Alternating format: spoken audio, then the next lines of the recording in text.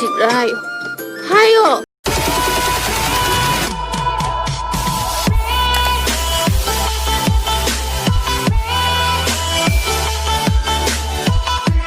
तेरे पिटीलो लंबा लंबा चूल एमन माথায় বেঁধে দে বলাল কেন্দা বড় লোকের পিটিলো লম্বা লম্বা চুল এমন মাথায় বেঁধে দে বলাল কেন্দা ফুল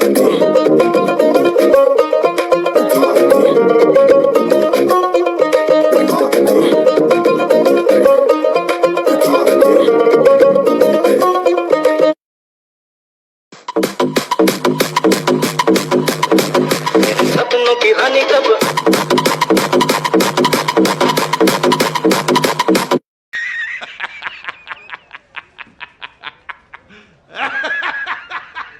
Gamers. 너 콜메 안 무서운 데 나더라. 아이 무서운 밥세. 까람때 버버라.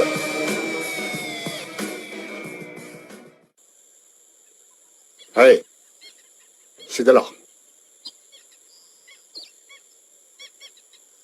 하이. 넌 그다이서 로이. 하. 뭐지? 어서 무슨 포부네. 아이는 너무 용시 되게 좋거든 하이버시 능자 들더는 하. 나마이도 이까이고 강도 떠났더나 나나를 주빵 먹으러 난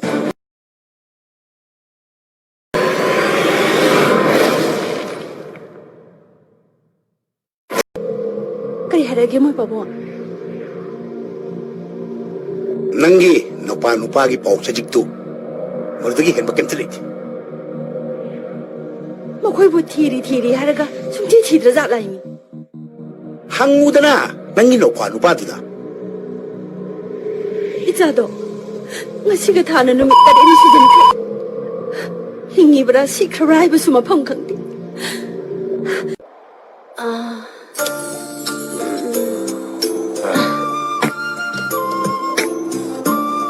아이디 낭구는 하. 하요 낭 아이브 능시브라 능시다브라 하요 낭 아이 능시브라 하요 낭 아이 능시브라 하요 난 많이 오래전에. 하요 나이코 아도 많이 다운로 봐. 아이 능시브라 하요 마야마 망다. 누파 만다바 떠노 아이디 하이시니 낭 능시야나 하. 자기노 나이코. 엄마 아이 능시브라 하요 이놈아 이 숨요. 아이 능시브라 하요 나는 많이 더 내가 또 도마 새끼니. 하이 파모 아스. 하요 이놈아 또 우리시고. 까이 도르. 하이도 또 도마 새끼니고.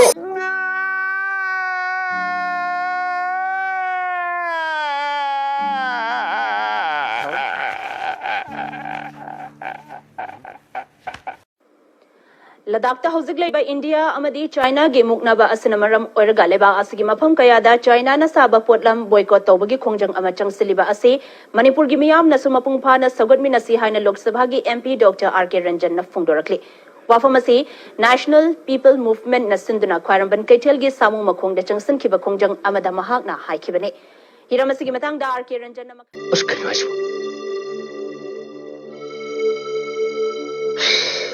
अमुक हन्ना पाउ पिजरी मपल सुबह मणिपुर विधानसभा की छलगी फोन अमुक हन्बा पाउदी नोइ नपाता नंबर खंग्रिति मै आई बात था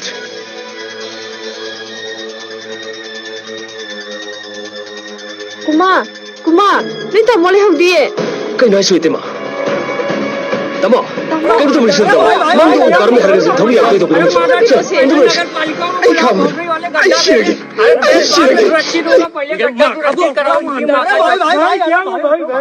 अरे मादा चोट पहले नगर पालिका को बुलाओ भोसड़ी वाले गड्ढा बेचे अरे देर बाद में सुरक्षित होगा पहले गड्ढा सुरक्षित कराओ इनकी माँ का चोटे मादा चोरन की आई शिंगी Kumar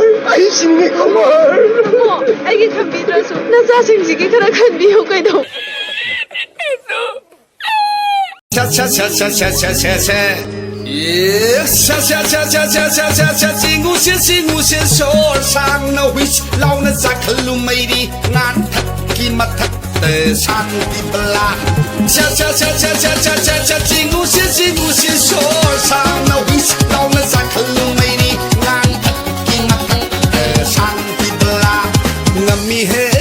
ngami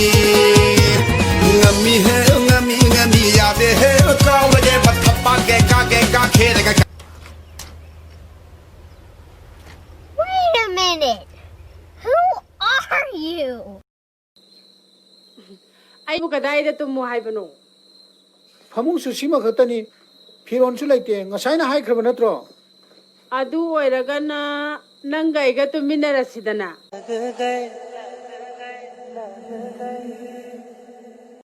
Spicy meat. Yeah, boy. ꯃꯄꯥ ꯈꯪꯗ꯭ꯔꯤꯕ ꯄꯥꯈꯪ ꯃꯄꯥ ꯈꯪꯗ꯭ꯔꯤꯕ ꯄꯥꯈꯪ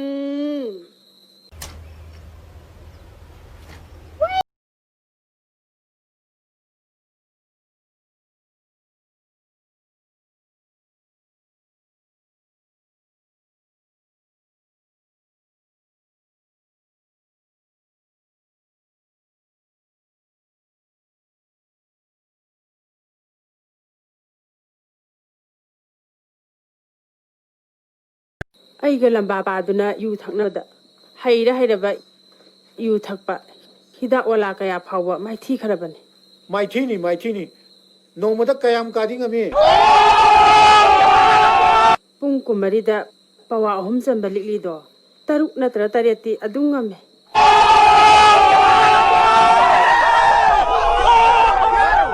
ꯍꯦꯟꯕꯗꯤ ꯊꯦꯡꯅꯗ꯭ꯔꯤ ꯑꯗꯨꯕꯨ ꯍꯦꯟꯅ ꯉꯝꯕ ꯌꯥꯏ ꯍꯥꯏꯅ ꯈꯜꯂꯤ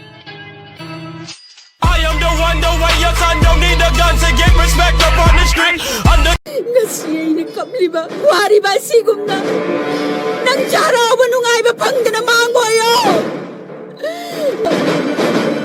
nang pataboy nang pataboy ay sinang patab